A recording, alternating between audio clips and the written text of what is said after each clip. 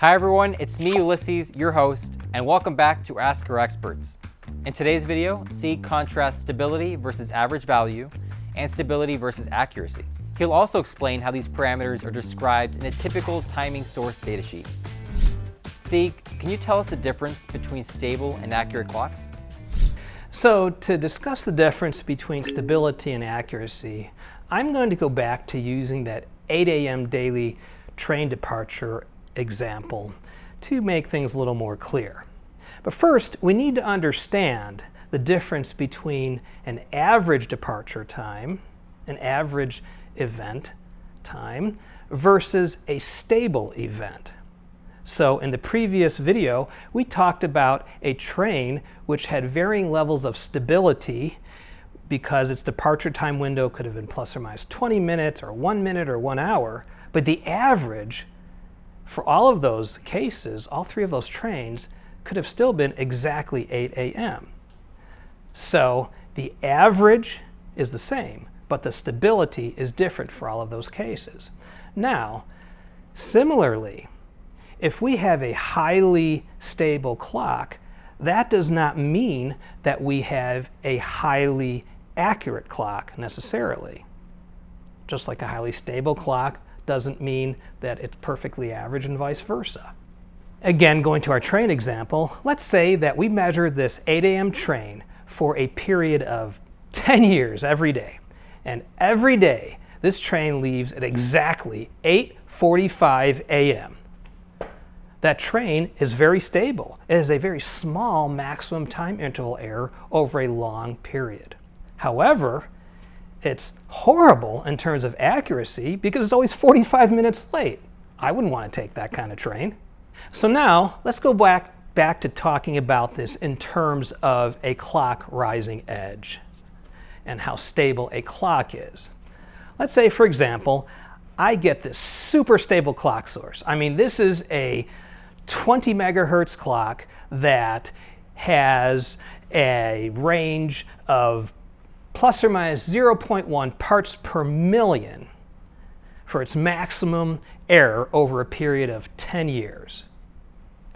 So I grab this clock off the shelf, I plug this clock, it's labeled 20 megahertz, I put it into my system, and the system is a complete failure. Well, I start debugging and I see, this clock, it's running at 24 megahertz. Now I measure it, and it's a very stable 24 megahertz. It's 24 megahertz within plus or minus 0.1 ppm, but its accuracy, of course, is horrible, and it'll probably crash the system. Obviously, a condition we don't want. So now let's talk about this in terms of how data sheets for oscillators or clock sources take all these parameters and wrap them up for you. Data sheets will describe timing sources in various ways. So sometimes you will see an oscillator in a data sheet described at a nominal frequency, but then it will say it has an initial accuracy. So let's say I have this 20 megahertz oscillator, I plug it into my system, the data sheet is guaranteeing that it will have an initial accuracy within a certain range. Let's say that range is plus or minus 5 parts per million. Now, there is also stability that we need to take into account here because of temperature changes, voltage changes, humidity, aging, and so forth.